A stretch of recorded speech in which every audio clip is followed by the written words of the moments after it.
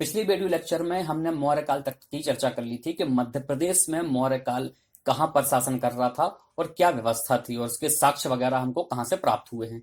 आज के संदर्भ में हमको देखना है कि मध्य प्रदेश में मौर्यकालीन स्मारक हमको कहां से प्राप्त हुए हैं और उसके बाद मौर्य का जब पतन हुआ तो फिर मध्य प्रदेश के संदर्भ में शुंग वंश, सातवाहन, हिंद यवन और शक वंश ये कहाँ शासन कर रहे थे और इनका क्षेत्र कहाँ पर था, साथ में इनके जो साक्ष्य मिले हैं वो कहाँ से प्राप्त हुए हैं। तो जब मौर्य साम्राज्य का विघटन हुआ तो मौर्य साम्राज्य के विघटन के बाद एक महत्वपूर्ण घटना भारत के संदर्भ में यही हुई थी कि भारत में बहुत छोटे छोटे से राज्य पनप गए थे। हुआ यूं कि जब अशोक ने कलिंग युद्ध के बाद सरेंडर किया, मतलब हथियार चलाना छोड़ दिया, युद्ध की नीति त्याग दी, तो वो अशोक ही था जिसकी आंखों में इतना तेज था कि कोई उस पर हमला करने का सोच भी नहीं पाया। लेकिन जैसे ही अशोक की मृत्यु हुई उसके उत्तराधिकारियों की आंखों में वो तेज नहीं था कि कोई उन पर हमला करने से बच पाए। तो क्या हुआ, हमले हुए और मगध जो है, जो मौर्य साम्राज्य था, वो बाद में छोटे छोटे से टुकड़ों में बट गया और बहुत सारे हमारे देश के और विदेश के लोगों ने भारत पर हमला किया और भारत को छोटे छोटे से क्षेत्रों में बांट दिया। तो अगर हम बात करें कि देसी और विदेशी शासक मौर्य के बाद कौन से हुए, तो बहुत चार चार शासक का नाम यहाँ पर सुनाई देता है। तो देसी शासक और विदेशी शासक, ठीक है। तो देसी की अगर हम बात करें तो शुंग, कण्व, शातवाहन और चेदी वंश। कौन कौन से? शुंग, ये इसी क्रम में रहे थे, कण्व, सातवाहन और चेदी। तो ये मौर्योत्तर काल है। मौर्योत्तर काल में देसी शासकों में ये चार नाम आते हैं और विदेशी शासकों में इंडो ग्रीक या फिर हिंद यवन जिसको बोलते हैं, ठीक, ये शासन कर रहे थे। इसके बाद शक आए, फिर पार्थियन आए और उसके बाद कुषाण आए, ठीक है। तो मौर्योत्तर काल में मतलब मौर्य युग के बाद ये लोग हैं जो भारत पर शासन कर रहे थे। तो ये था हमारा मौर्योत्तर काल। लेकिन ये जो है ये देसी शासक थे और ये सारे के सारे विदेशी थे जिन्होंने बाहर से आकर आक्रमण किया था। तो हम इसको समझें उससे पहले हम मौर्य काल के कुछ स्मारक हैं, हम इनके बारे में देख लेते हैं। तो मौर्य काल में बहुत सारे स्मारक बनाए गए थे। अशोक के स्तंभ भी हैं, अशोक के स्तूप भी हैं, शिलालेख, गुहालेख, बहुत सारी चीजें हैं। हम उनका अध्ययन करेंगे जो मध्य प्रदेश के संदर्भ में महत्वपूर्ण है। तो सबसे महत्वपूर्ण तो एक नाम सुनाई देता है हमको, सांची का बौद्ध स्तूप, ठीक। तो सांची के बौद्ध स्तूप के बारे में कुछ बेसिक जानकारी जो एग्जाम पॉइंट ऑफ व्यू से इंपॉर्टेंट है, हमको वो याद रखनी है कि सांची जो है किसने बनवाया था, ये स्तूप किसने बनवाए थे? तो अशोक ने बनवाए थे। कब बनवाए थे? तो तीसरी शताब्दी में बनवाए थे। किस चीज से निर्मित है? तो ईंटों से निर्मित है कहां पर ये? तो ये रायसेन जिले में पड़ता है हमारा, ठीक। कहां पड़ता है सांची? रायसेन जिले में पड़ता है। वहां पर ये बौद्ध स्तूप बनाए गए हैं। सबसे पहले इनकी जो खोज की थी वो की थी 1818 में जनरल टेलर के द्वारा, ठीक। इन्होंने खोज की थी और खुदाई करवाई थी किसने? जॉन मार्शल ने। तो खोज किसने की थी? देखिए क्या क्वेश्चन पूछा जाएगा, उसका आपको क्वेश्चन का अच्छे से पढ़ना पड़ेगा और उसके बाद आंसर आप सही टिक कर पाओगे। सांची के स्तूप की खोज किसने की थी? तो किसने की थी? जनरल टेलर ने की थी। और खुदाई किसने की थी? तो जॉन मार्शल ने खुदाई की थी। 1818 में इसकी खोज हुई और सांची का स्तूप जो है वो हमारा मध्य प्रदेश से वर्ल्ड हेरिटेज साइट में शामिल किया गया है, ठीक। तो वर्ल्ड हेरिटेज है ये हमारा, वर्ल्ड हेरिटेज मतलब विश्व विरासत। कब किया गया था? 1989 में। इसके अलावा दो और हैं जो स्थायी रूप से मध्य प्रदेश से वर्ल्ड हेरिटेज साइट में शामिल किए गए हैं। एक हमारा कौन सा है? भीमबेटका की गुफाएं, और दूसरा है खजुराहो के मंदिर, ठीक। तो ये हुआ इससे संबंधित। अब इसमें ये इसका डायग्राम है तो थोड़ा सा इसको समझ लेते हैं कि ये क्या होता है। ये कहलाता है तोरण द्वार, ठीक। तो ये तोरण है, ये इसका पूरा ये द्वार है। ये कहलाती है इसकी रेलिंग, ये जो दिख रही है पूरी, ये पूरी रेलिंग है, ठीक। ये जो शेप दिख रहा है उल्टा कटोरा जैसा, इसको अंड बोलते हैं, ठीक है। ये जो है ये छतरी जैसी, छज्जी जैसी दिख रही है, इसको हर्मिका बोलते हैं, ठीक। तो ये तोरण हो गए हमारे, ये तोरण है, ये अंड है और ये क्या है? ये रेलिंग है, ठीक, तो ऐसा सांची का स्तूप बना हुआ है। ऐसे बहुत सारे बौद्ध स्तूप अशोक ने बनवाए थे, बहुत सारे स्तूप बनवाए थे अशोक ने। इसके अलावा ये जो कुछ टॉपिक हैं, इनका हमको केवल नाम ध्यान रखना है कि ये किस जिले में पड़ते हैं। तोमेन का स्तूप कहाँ है? तोमेन का स्तूप अशोकनगर में पड़ता है, अशोकनगर विदिशा के पास। ठीक, इसके बाद ये कौन सा है, इसमें थोड़ी सी चीजें ये पढ़ लीजिएगा कि 3 बौद्ध स्तूप मिले थे। बाकी विशेष तौर पर हमको ध्यान रखना है कि ये कहाँ है, तोमेन इसका स्तूप है कहाँ। क्वेश्चन का पैटर्न अब जो आप देखेंगे तो यूपीएससी के पैटर्न पर पीएससी क्वेश्चन पूछने लगा है। वो क्या करेगा, वो ऐसे 4 नाम देगा, ठीक है, कि ये जो क्षेत्र है ये वर्तमान में कहाँ स्थित है, इस प्रकार के क्वेश्चन। तो एक तो क्वेश्चन इस प्रकार से कैसा बनेगा कि कौन सा निम्नलिखित में से सही है, दूसरा क्वेश्चन कौन सा निम्नलिखित में से गलत है, या फिर तीसरा क्वेश्चन क्या बनेगा, किस प्रकार का बनेगा कि सही मिलान कीजिए। तो इसका ये हो गया, इसका ये हो गया, इसका ये, इस प्रकार से क्वेश्चन का पैटर्न अब बदलने लगा है। अब केवल जो 1 लाइनर फैक्ट होते थे उस प्रकार से क्वेश्चन अब कम हो गए हैं पूछना है, और आने वाले समय में तो ये और बढ़ता जाएगा। फिर उज्जैन का बौद्ध स्तूप, तो उज्जैन का बौद्ध स्तूप अशोक ने बनवाया था वैश्य टेकरी। ठीक, ये वैश्य टेकरी है कानीपुरा में। यहाँ पर क्या है, यहाँ पर जो उसकी पत्नी थी कुमार देवी, उसके लिए उसने ये बनवाया था। कुमार देवी कौन थी? कुमार देवी विदिशा में एक व्यापारी थे, बिजनेस टाइकून। हमने पिछली क्लास में आपको बताया था, पिछले वीडियो लेक्चर में। एक बिजनेस टाइकून थे जिनको श्रेष्ठी बोला जाता है उस जमाने में। उनकी पुत्री थी कुमार देवी, जिनसे अशोक ने विवाह किया था, और उन्हीं से इनको पुत्र प्राप्त हुआ था महेंद्र, और पुत्री संघमित्रा, जो कि श्रीलंका गए थे अशोक के धम्म का प्रचार करने के लिए। ठीक, तो ये बातें हमको ध्यान रखना है यहाँ पर। दूसरा, ये वाले क्षेत्र कशराबाद के स्तूप, कशराबाद कहाँ है हमारा? कशराबाद जिला खरगोन में पड़ता है। देउर कोठार ये रीवा क्षेत्र में है, और पनगोड़ारिया, ठीक है, पनगोड़ारिया ये सीहोर में है।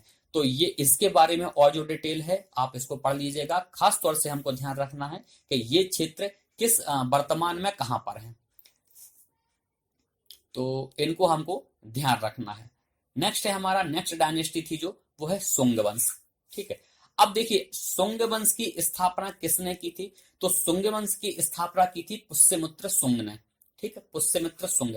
पुष्यमित्र सुंग था कौन?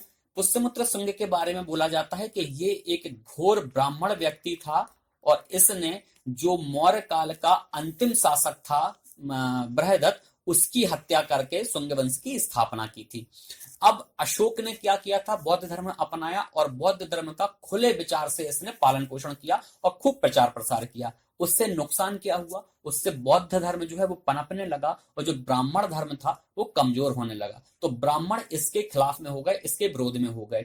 इसलिए बोलते हैं कि पुष्यमित्र सुंग, जो कि एक ब्राह्मण था और बृहदत्त का सेनापति था, उसने बृहदत्त की हत्या कर दी, और 150 बीसी में जाके सुंग वंश की स्थापना की। तो सुंग वंश में जो है पुष्यमित्र सुंग ने इसकी स्थापना करी। ये मगध पर था, और इसका पुत्र था अग्निमित्र। पुष्यमित्र सुंग का पुत्र था अग्निमित्र,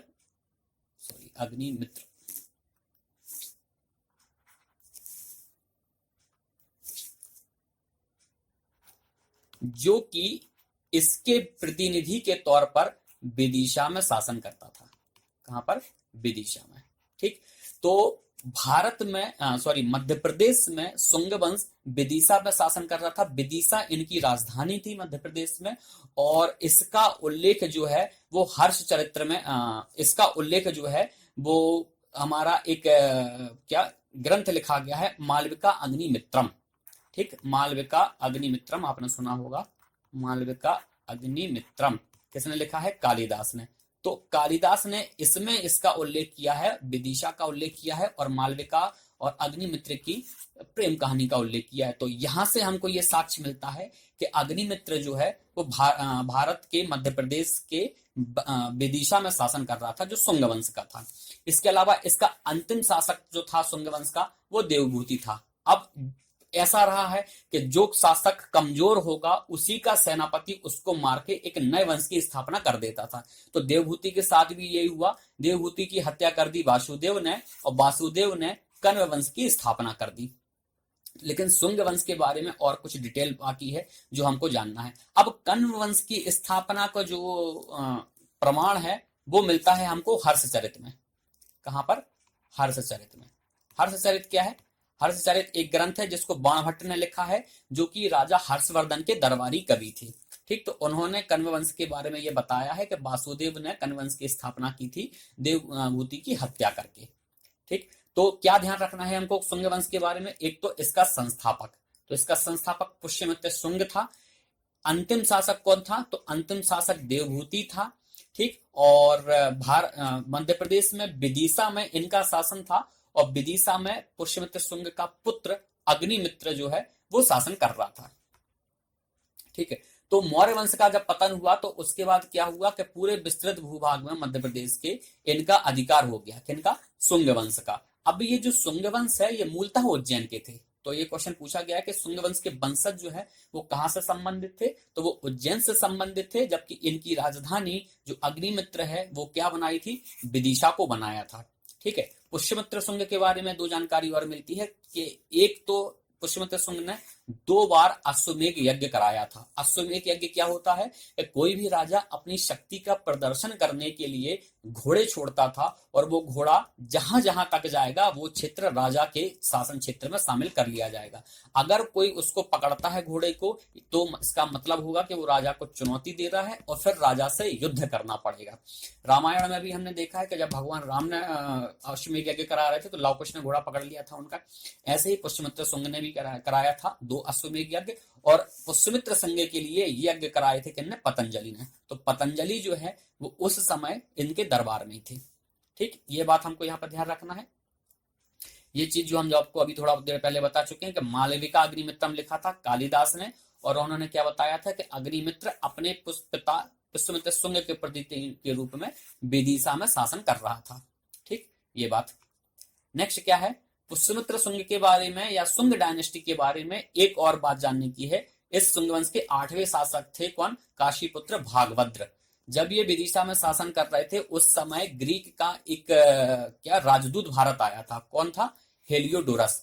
इसने क्या किया, जब ये भारत आया तो इसने भागवत धर्म अपनाया और विदिशा में एक गरुड़ स्तंभ का निर्माण करवाया था। तो गरुड़ स्तंभ का निर्माण करवाया था हेलियोडोरस ने, भगवान विष्णु को समर्पित है। इसने भागवत धर्म खुद ने अपना लिया था, और वर्तमान में इस गरुड़ स्तंभ को खाम बाबा के नाम से जाना जाता है। ठीक, तो गरुड़ स्तंभ कहां पर है? गरुड़ स्तंभ बहुत इंपॉर्टेंट है, इसको ध्यान रखना है। तो गरुड़ स्तंभ कहां पर है? विदिशा में है। किसने बनवाया था? हेलियोडोरस ने बनवाया था। ये था कौन? ये ग्रीक से आया हुआ एक राजदूत था। किसका राजदूत था? अगर आपको नाम चाहिए हो तो ये लिखा हुआ है नाम, एंटियोलिकस। ये वहां का राजा था, इसने भेजा था, ये आया था। और किस डायनेस्टी में? तो शुंग डायनेस्टी में, शुंग वंश का था, मतलब शुंग वंश में आया था। ठीक है, शुंग वंश में उस समय शासन कौन कर रहा था? भागभद्र। ठीक, और वर्तमान में इसको जानते हैं खाम बाबा के नाम से। इतनी चीजें हमको इसमें ध्यान रखना है। दूसरा, कुछ स्तूप के बारे में। पुष्यमित्र शुंग के बारे में बोला जाता है कि ये बौद्ध धर्म का बहुत बड़ा क्या है? संहारक था। इसने ऐसी घोषणा की थी कि जो एक बौद्ध भिक्षु का सिर लेकर आएगा उसे 1 सोने की मुद्रा उपहार के तौर पर दी जाएगी।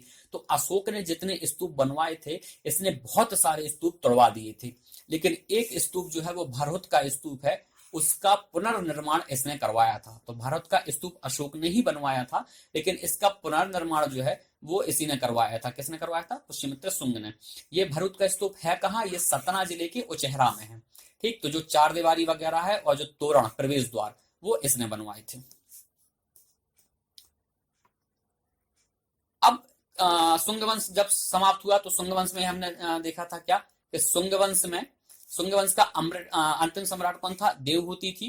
तो देवहूति की हत्या कर दी गई और कण्व वंश की स्थापना हो गई थी। किसने की थी? वासुदेव ने। ठीक है, तो अंतिम जो सम्राट था उसका मगध का, मौर्य वंश का, शुंग वंश का, उसकी हत्या करके वासुदेव ने क्या किया था? कण्व वंश की स्थापना कर दी थी। ज्यादा कण्व वंश बिल्कुल चला नहीं, 4 शासक थे, लगभग 45 साल शासन किया इनने, इसलिए इनका इतिहास कोई इंपॉर्टेंट नहीं है। ये 4 शासक थे। ठीक, ये 4 शासक है, पढ़ने की जरूरत नहीं है। अंतिम शासक सुशर्मन था और इसी को मार गिराया था किसने? सिमुक ने। और यहां से शुरुआत हो गई थी फिर सातवाहन वंश की। ठीक, तो 30 साल तक इन्होंने शासन किया और फिर इनको समाप्त कर दिया था सिमुक ने, सातवाहन वंश ने, और वहां से सातवाहन वंश की शुरुआत हो गई थी। और प्राचीन इतिहास में सबसे ज्यादा शासन करने वाला था सातवाहन वंश। लगभग 300 साल तक इन लोगों ने शासन किया। और एक बड़ी गलती इन लोगों ने की थी, जिसका खामियाजा बाद में भारत ने बहुत भोगा। क्या? इन लोगों ने क्या किया? भूमि दान की परंपरा शुरू कर दी थी। भूमि दान की परंपरा शुरू कर दी। अब भूमि दान की परंपरा से नुकसान क्या हुआ? तो भूमि दान की परंपरा जो इन लोगों ने शुरू की थी, इन लोगों ने किया था कि उपहार के स्वरूप में भूमि देते थे। किसी पंडित ने या ब्राह्मण ने क्या किया? हवन कराया तो राजा ने दान दे दिया, भूमि दान दे दी। यहां तक ये व्यवस्था ठीक रही। इनने शुरुआत कर दी और ये शुरुआत आगे चल के हम देखेंगे कि हर्ष के टाइम पे क्या हुआ। जब राजा हर्ष शासन कर रहे थे, हर्षवर्धन, तो उन्होंने क्या किया? उन्होंने ये भूमि दान जो था ये वेतन के रूप में देने लगे। तो हर्ष ने क्या किया? ये भूमि दान की परंपरा जो सातवाहनों ने शुरू की वो वेतन के रूप में देने लग गए थे हर्षवर्धन। इससे नुकसान क्या हो गया? इससे वेतन के रूप में जब भूमि दान में दे रहे हैं तो यहां से सामंत पनपने लगे। सामंत मतलब जो छोटे क्षेत्र के जमींदार, जागीरदार, लंबरदार, इन जो आप समझना चाहें वो, ये टर्म बाद में आए, लेकिन सामंत जो है वो टर्म यहीं से शुरुआत हो जाती है। अब इन सामंतों से नुकसान क्या होता था कि ये सामंत वफादार होते थे राजा के तब तक जब तक राजा मजबूत रहेगा। जैसे अशोक जैसा कोई राजा है तो भाई किसी की हिम्मत नहीं है कि उससे विद्रोह कर देवे, ठीक, क्योंकि अशोक ने हथियार चलाना छोड़ा है, भूले तो नहीं है, है ना। तो ये सब तो ठीक था, लेकिन जैसे ही राजा कमजोर होता था ये जो सामंत थे वो अपने आप को स्वतंत्र शासक घोषित कर देते थे। तो क्या हुआ? जहां पूरा अखंड भारत था, मौर्य साम्राज्य छोटे छोटे से टुकड़ों में टूट गया। अब एक गांव के 25 गांव के अलग राजा बन गए, फिर यहाँ बाजू में कोई अलग राजा बन गया, ऐसे बहुत सारे राजा बन गए। इसका खामियाजा भारत ने तब भुगता जब बाहर से आक्रमणकर्ता भारत में आए और भारत को धूल चटाते रहे।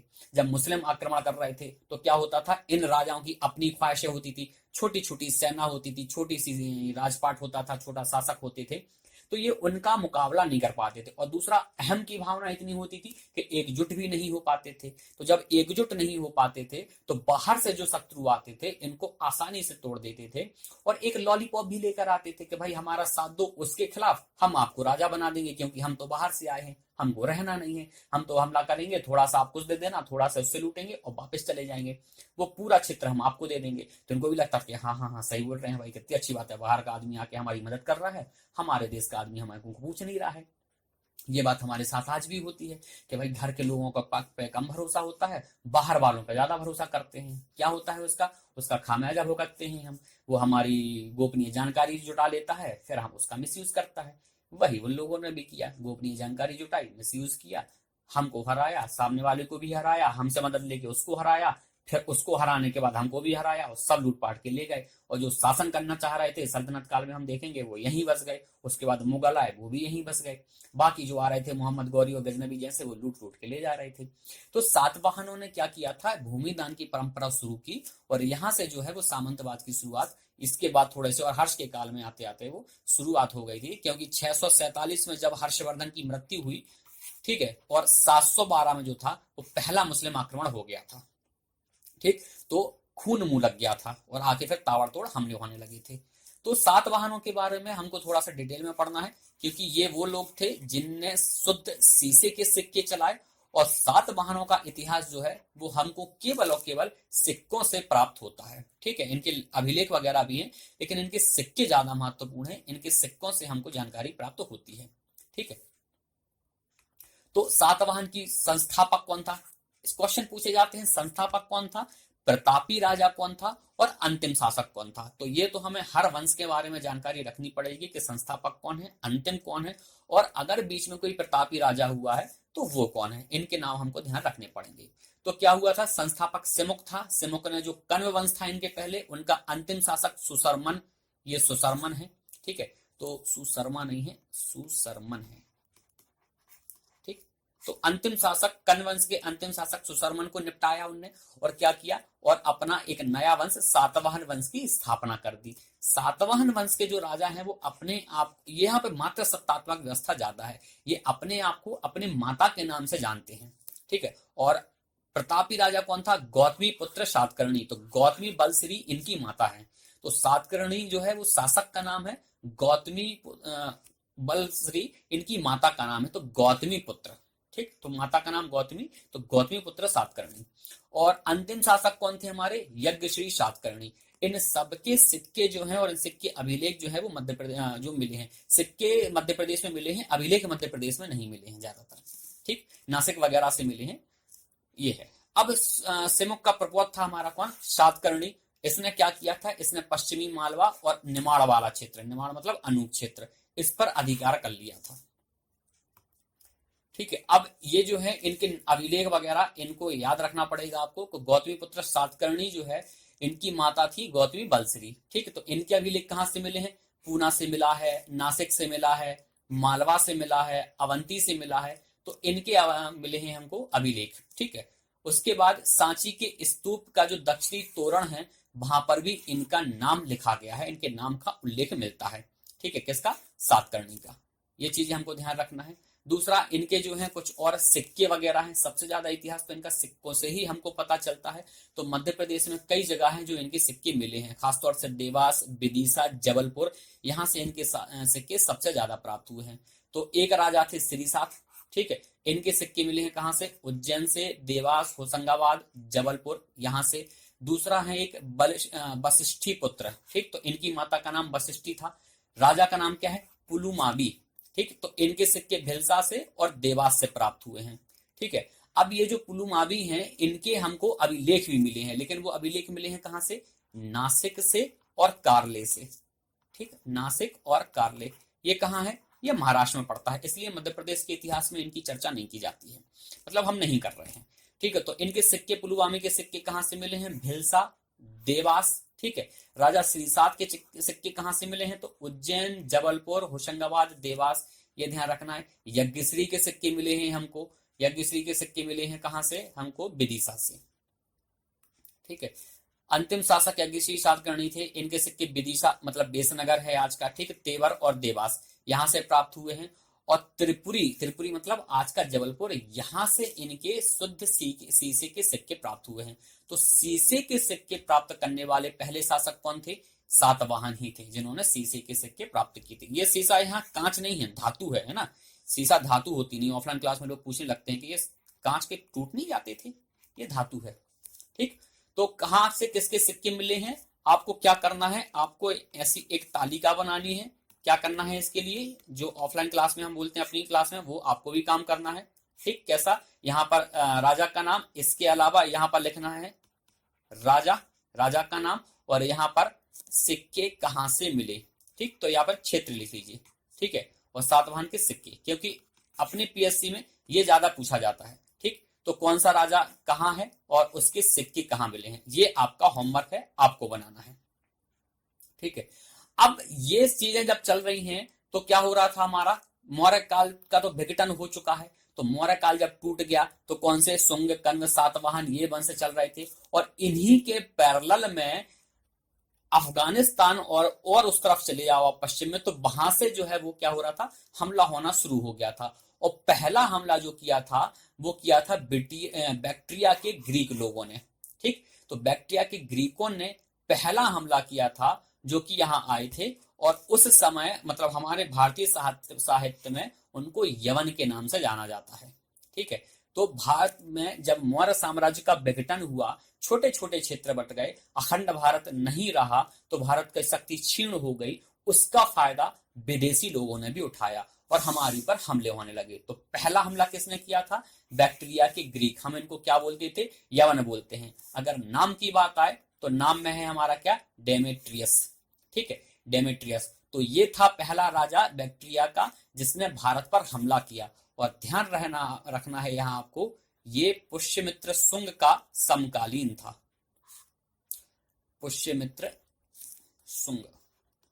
ठीक, तो ये जो था डेमेट्रियस, ये पुष्यमित्र शुंग का समकालीन था। मतलब जब मगध का विघटन हुआ था, उसी के तुरंत बाद से ही हमला होना शुरू हो गया था, क्योंकि खबर लग गई होगी उनको कि भाई अशोक जैसा सम्राट जो है वो अब नहीं रहा। और उसके बाद 20-25 सालों में पूरा साम्राज्य इनका खत्म हो गया था, शुंग वंश की स्थापना हो गई थी। तो जब ये शुंग वंश यहाँ पे चल रहा था, तभी वो लोग भी आने लगे।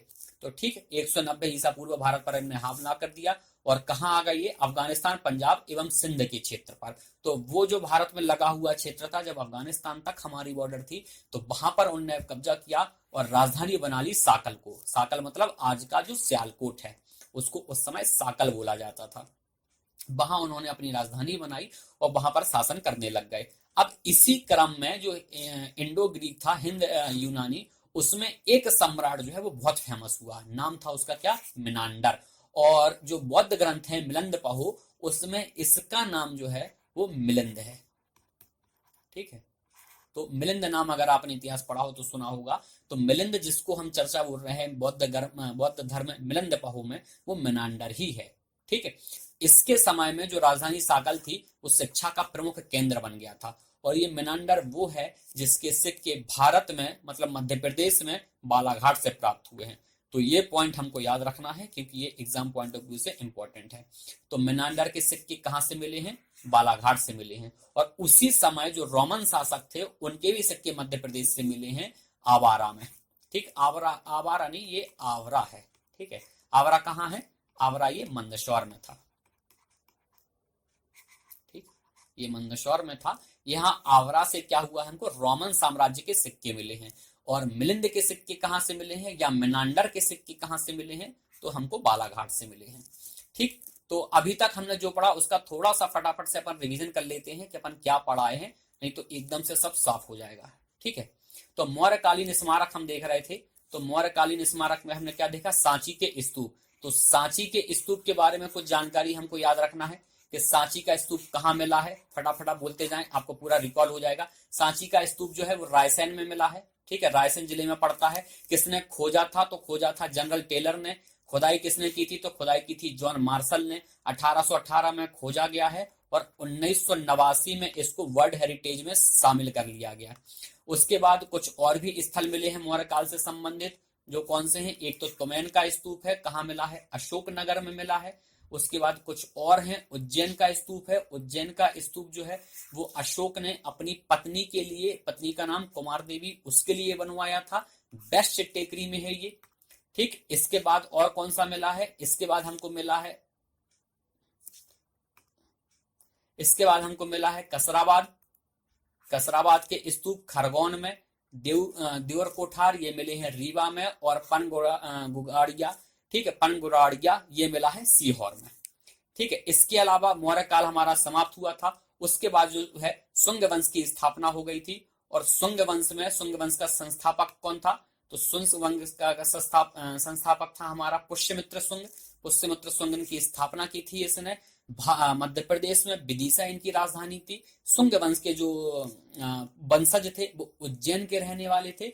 और विदिशा पर शासन कौन कर रहा था, पुष्यमित्र शुंग का पुत्र अग्निमित्र। और अग्निमित्र का उल्लेख कालिदास ने अपने नाटक मालविका अग्निमित्रम में किया है। ठीक, और इसका अंतिम शासक कौन था, तो अंतिम शासक देवहूति था, जिसकी हत्या कर दी थी किसने, वासुदेव ने। और कण्व वंश की स्थापना की थी। ये जानकारी हमको मिलती है हर्षचरित्र में। हर्षचरित्र जो हर्ष के दरबारी कवि थे बाणभट्ट, उनके द्वारा लिखा गया ग्रंथ है। उसके बाद शुंग वंश के बारे में कुछ और जानकारी भी थी। शुंग वंश में विदिशा एक महत्वपूर्ण क्षेत्र था। विदिशा में होलियोडोरस आया था। और होलियोडोरस ने क्या किया था, भागवत धर्म अपना लिया था और भगवान विष्णु के समर्पित एक गरुण स्तंभ बनाया था। और ये गरुण स्तंभ विदिशा में है, जिसको वर्तमान में खाम बाबा के नाम से जाना जाता है। और ये शुंग वंश के भागभद्र के शासनकाल में भारत आया था। ठीक, अब इसके बाद शुंग वंश खत्म हुआ हमारा। शुंग वंश के बाद कण्व वंश आया था। कण्व वंश में कुछ भी महान नहीं है, 4 राजा थे, आए और चले गए, पता भी नहीं चला। ठीक, तो जो ऐसे होते हैं कमजोर किस्म के लोग, उनको कोई याद नहीं रखता है। इनका इतिहास भी अपन याद नहीं रखेंगे। ठीक है, अब स्थापना किसने की थी, तो बस इतना सा हम थोड़ा सा देख लेते हैं कि इनकी स्थापना की थी किसने, देवभूति ने। स्थापना की थी वसुदेव ने। देवभूति तो अंतिम सम्राट था। ठीक है, वसुदेव ने इसकी स्थापना की थी। और अंतिम सम्राट था इनका सुशर्मन, जिसको मार गिराया था सिमुक ने। और शुरू हो गया था क्या, हमारा आंध्र सातवाहन वंश। अब सातवाहन वंश जो है, इसकी स्थापना की थी सिमुक ने। ठीक है, और सिमुक के बाद जो अंतिम शासक था वो यज्ञश्री सातकर्णी था। और प्रतापी राजा था वो गौतमी पुत्र सातकर्णी था। ठीक है। और गौतमीपुत्र सातकर्णी प्रतापी राजा जरूर था, लेकिन जब हम पढ़ेंगे आगे जाके शक वंश, तो शकों में एक नाम आता है जूनागढ़ अभिलेख, जिसने लिखा था कौन, रुद्रदामन। और रुद्रदामन ने गौतमीपुत्र सातकर्णी को 2 बार हराया था युद्ध में। तो प्रतापी राजा भी रहते हैं तो क्या हुआ, हारते तो हैं ही। ठीक, जैसे वाजपेयी जी, अटल बिहारी वाजपेयी जी बहुत महान प्रधानमंत्री हुए, लेकिन चुनाव भी हारे हैं कभी कभी। जब शुरुआत में चुनाव लड़ रहे थे तो ताबड़तोड़ हारे थे। ठीक, उसके बाद हमने ये अंतिम सम्राट देख लिए थे। फिर आया था हमारा हिंद और यवन वंश। ठीक है, तो हिंद यवन मतलब इंडो ग्रीक। और इंडो ग्रीक जो है वो कहां से आए थे, बैक्ट्रिया से आए थे। बैक्ट्रिया के ग्रीक थे। इनको हम अपने यहाँ पे हमारे भारतीय साहित्य में ये हिंद यवन के नाम से प्रचलित है। इसमें जो पहला शासक था जिसने हमला किया था भारत पे, वो डेमिट्रियस था। तो ये पहला विदेशी है जिसने भारत पर हमला किया। ठीक, और भारत में आके बस गया। कहां बस गया था, अफगानिस्तान, पंजाब और सिंध क्षेत्र में। राजधानी क्या बनाई, साकल बनाई। और जब मिनिंडर हुआ तो मिनांडार इसी कुल का सबसे प्रतापी राजा हुआ, और साकल उसके जमाने में शिक्षा का एक महत्वपूर्ण केंद्र बन चुका था। अब शिक्षा का केंद्र बन चुका था, लेकिन एग्जाम में पूछा जाता है इसके सिक्के। तो मिनांडर के सिक्के कहां से मिले थे, तो वो बालाघाट से मिले थे। तो हमको ये ध्यान रखना है कि बालाघाट से मिनांडर के सिक्के मिले थे। और उसी समय रोमन साम्राज्य के सिक्के भी मिले हैं। कहां से, आवरा से। आवरा कहां, मंदसौर में। ठीक, तो इतनी जानकारी हम ध्यान रखेंगे। नेक्स्ट है हमारा कौन सा, शक वंश। ठीक है, तो इंडो ग्रीक के बाद जो विदेशी हमला दूसरा हुआ था वो शक हुआ था। अब शक जो है वो सीरिया के रहने वाले थे, सीरिया से यहाँ आए। और ये क्या करते थे, ये अपने छत्रप बनाते थे। ठीक है, तो छत्रप मतलब जो राजा के बिहाफ में काम कर रहा होता था, या राजा का प्रतिनिधि के तौर पर काम कर रहा होता था। जैसे वर्तमान में अगर हम इसकी तुलना करें तो क्या हम राज्यपाल से कर सकते हैं। जैसे राज्यपाल क्या होता है, केंद्र का प्रतिनिधि होता है, जो ये व्यवस्था देखता है कि राज्य में संविधान के अनुसार सरकार चल रही है या नहीं चल रही है। अगर संविधान के अनुसार राज्य में सरकार नहीं चलती है तो फिर वो क्या करता है, वो राष्ट्रपति को सिफारिश करेगा और राष्ट्रपति शासन लगवा देगा, है ना। तो वो क्या, कौन है, केंद्र का प्रतिनिधि है, जो ये देख रहा है कि सरकार संविधान के अनुसार चल रही है कि नहीं चल रही है। ऐसे ही शक लोग क्या करते थे, शकों के छत्रप होते थे। तो अलग अलग क्षेत्रों में छत्रप रहे इनके। मालवा के टाइम मालवा में भी छत्रप रहे इनके। तो मालवा में कार्दमक वंश के नाम से इनके छत्रप थे। ठीक, अब कार्दमक वंश का जो संस्थापक था वो था चष्टन। ठीक है, अब चष्टन का जो क्षेत्र था वो उज्जैन के आसपास था, और इसकी राजधानी जो है वो उज्जैनी थी। ठीक है, अब इसकी राजधानी उज्जैनी थी, ये वहां पर शासन कर रहे थे। और इसी का पौत्र था जो हमने अभी थोड़ी देर पहले नाम लिया, किसका, रुद्रदामन का। ठीक, तो रुद्रदामन एक प्रतापी राजा था, जो शक राजा था। और इसका जो जूनागढ़ अभिलेख है वो महत्वपूर्ण है। ठीक है, जूनागढ़ अभिलेख जो है वो बहुत महत्वपूर्ण है। क्यों, क्योंकि इसमें इससे संबंधित जानकारी हमको बहुत मिलती है। और रुद्रदामन जो है वो संस्कृत का बड़ा प्रेमी था, इसलिए जो जूनागढ़ अभिलेख है ना, पूरा का पूरा संस्कृत में है। ठीक, तो जूनागढ़ अभिलेख संस्कृत में है। अच्छा, ये रुद्रदामन वही है जिसने सुदर्शन झील का जीर्णोद्धार करवाया था फिर से। ठीक है, तो सुदर्शन झील चंद्रगुप्त मौर्य के समय में भी थी। चंद्रगुप्त मौर्य ने भी इसका पुनर्निर्माण करवाया था पुरुगुप्त से, जब वहां पर पुरुगुप्त उसके कौन थे, अमात्य थे, या फिर उनका क्या, उनके बिहाफ में जो शासन कर रहे थे वहां पर। और रुद्रदामन के जूनागढ़ अभिलेख से भी हमको पता चलता है कि इसने भी सुदर्शन झील का पुनर्निर्माण जो है वो संरक्षण करवाया था। ठीक है, अब चष्टन के सिक्के, तो चष्टन के सिक्के हमको कहां से मिलते हैं, चष्टन के सिक्के मिलते हैं हमको उज्जैन और शिवपुरी से। भाई उज्जैन में शासन कर रहे हैं तो वहीं पर इनके सिक्के मिल जाएंगे। ठीक है, तो चष्टन को क्या है, उज्जैन का प्रथम शक शासक माना जाता है। ये कार्दमक वंश के जरूर थे, लेकिन शकों के छत्रप थे तो कहलाएंगे तो शक ही। ठीक, तो कहां पर था, उज्जैन का प्रथम शासक था। उसके बाद इसका जो पौत्र आया रुद्रदामन, वो बहुत महत्वपूर्ण है।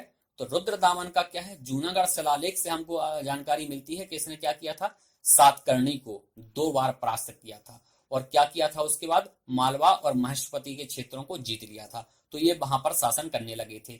अब टॉलमी के द्वारा जो लिखा गया है, क्या चष्टन के बारे में हमको ये जानकारी मिलती कि उज्जैन का राजा था, जो अभी हमने थोड़ी देर पहले चर्चा की, तो ये उज्जैन पर ही शासन कर रहे थे। अब इनके सिक्के वगैरह हमको कहां से मिलते हैं, तो शकों के सिक्के के बारे में कहाँ है, ये नाम है हमको, ये नाम हमको ध्यान रखना है। ठीक है, ये नाम हमको ध्यान रखना है। तो शक क्षेत्रों का अभिलेख जो है वो उज्जैन से, रुद्रसेन का शिलालेख खेलगड़ी से मिलता है। श्रीधर बर्मन ये भी एक शक वंश के राजा थे।